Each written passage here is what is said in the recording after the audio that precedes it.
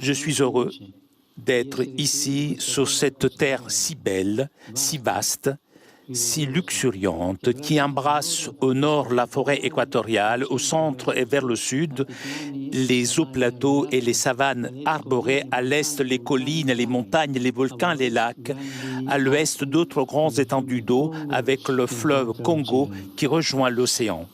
Je viens à vous au nom de Jésus comme un pèlerin de réconciliation et de paix. J'ai beaucoup désiré me trouver ici et je viens enfin vous apporter la proximité, l'affection et la consolation de toute l'Église.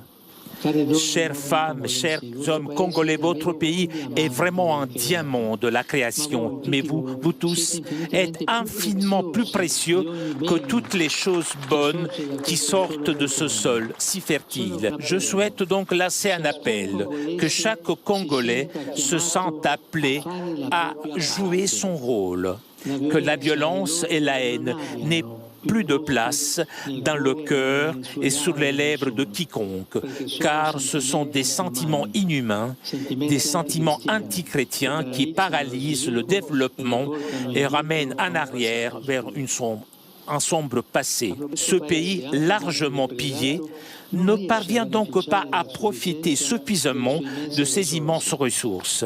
Mais ce pays et ce continent méritent d'être respectés et écoutés.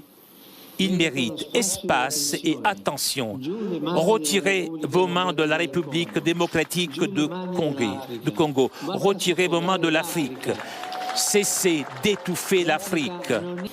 En regardant ce peuple, on a l'impression que la communauté internationale s'est presque résignée à la violence qui le dévore. Nous ne pouvons pas nous habituer au sang qui coule dans ce pays depuis des décennies désormais, faisant des millions de morts à l'insu de beaucoup.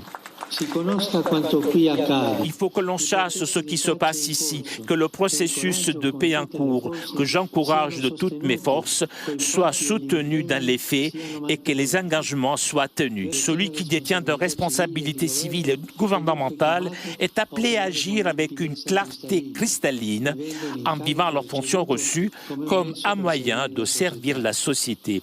Le pouvoir n'a de sens en effet que s'il devient service.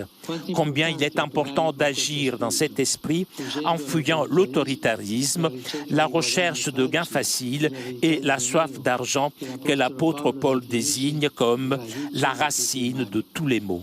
Et en même temps, favoriser des élections libres, transparentes et crédibles au nom du Christ, qui est le Dieu de l'espérance, le Dieu de toutes les possibilités, qui donne toujours la force de recommencer au nom de la dignité et de la valeur des diamants le plus précieux de cette terre splendide qui sont ses habitants.